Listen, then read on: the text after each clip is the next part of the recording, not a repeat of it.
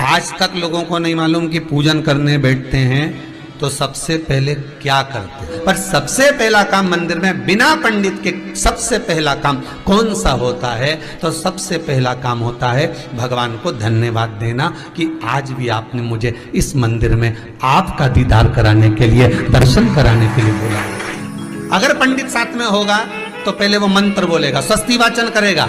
स्वस्ति वाचन करने में उसको अर्थात भगवान के लिए भी प्रसन्नता और आपके लिए भी प्रसन्नता। पर आपके पास कोई ब्राह्मण नहीं, आपको कोई स्तुति नहीं आती, आपको कोई मंत्र नहीं आता, आपको कोई साधना नहीं आती, आपको कोई तप नहीं आता, पर आप इतना तो कर सकते हो कि भगवान के मंदिर में जाकर उनको धन्यवाद दे सकते हो कि तेरी कृपा है जो मुझे चलकर यहां तक बुला लिया, 2 कदम चलाया, यहां तक बुलाया, ये तेरी कृपा है। और बड़ी कृपा करी जो डलिया भर के पूजन का सामान भी लाई, बड़ी कृपा करी जो दूध भरकर भी लाई, बड़ी कृपा करी जो कलश भरकर भी लाई।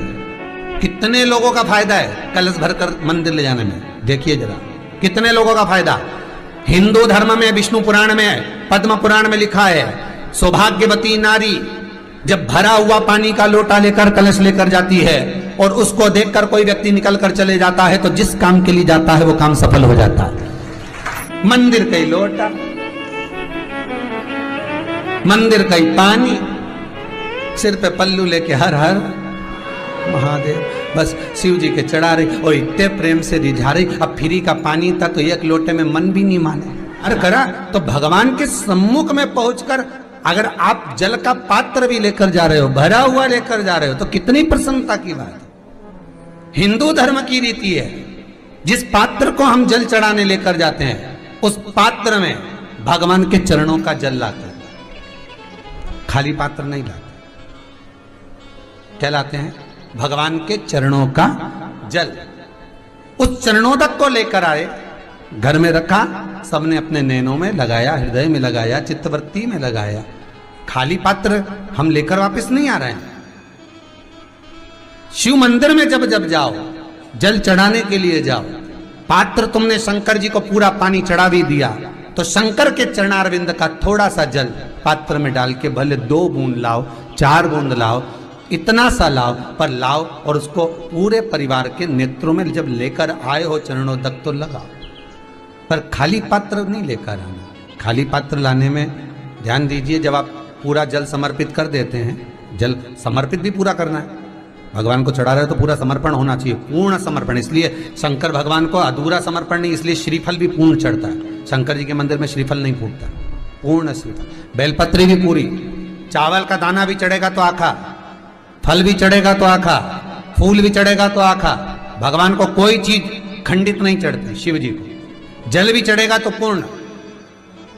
जिस जल को चढ़ाने के लिए लेकर गए उसको बचा कर नहीं लाना है शिव मंदिर में से, संपूर्ण भाग। क्योंकि भगवान के चरण की रज जब हमारे घर में प्रवेश करेगी तो हमारा आत्म कल्याण तो स्वतः ही हो जाएगा। शिव करुणा कर ही देंगे। पर कई लोगों की आदत रहती है, और आपने भी गलती करी होगी, गए होगे, चढ़ा कर भी आए होगे, पूरा पानी भी उंडेल कर आए होगे, चढ़ा भी दिया, छोड़ भी आए, पर लेकर नहीं आए होगे।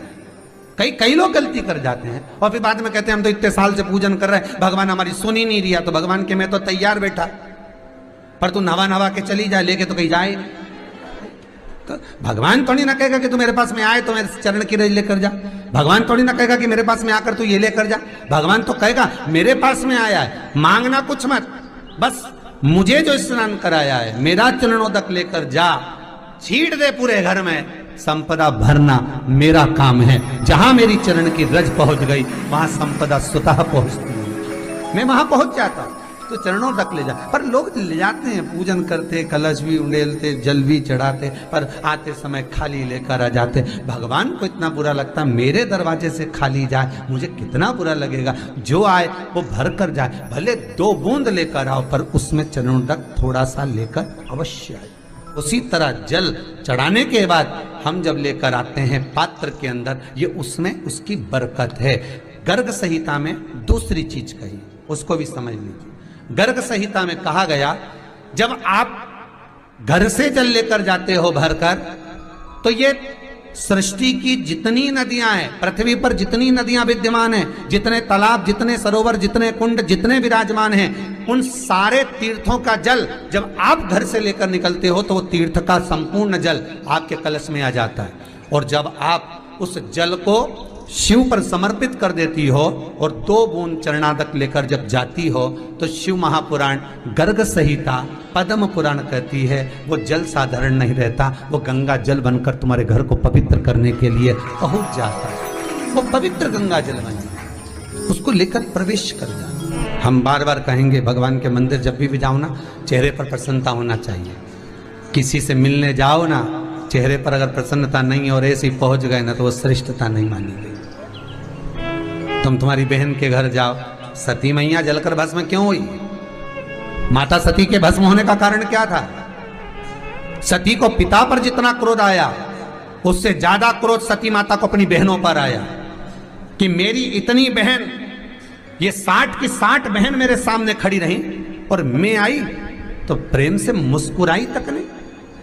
आप किसी के यहाँ जाओ और कोई के यहाँ पहुंचे और जाते से ही आप उस पहुंचे और कहा जी जी राधे राधे, जय श्री कृष्णा, हर हर महादेव, श्री शिवाय नमस्तुभ्यम, ओम नमः शिवाय आपने बोला और उसके चेहरे पर प्रसन्नता नहीं आया तो ऐसे घर में जाने से कोई फायदा है क्या? और आप किसी के यहाँ जा रहे हो तो आपके चेहरे पर भी प्रसन्नता होना चाहिए, सामने वाले को तो हो, आपके भी चेहरे पर भी। मंदिर में जब जब जाएं, गुरु के दरवाजे पर जब जब जाएं, परमात्मा के चरणारविंद में जब जब जाएं, माता पिता के चरणों में जब जाएं, घर के बुजुर्गों के पास जब जाएं तो तुम्हारे चेहरे पर प्रसन्नता होना चाहिए।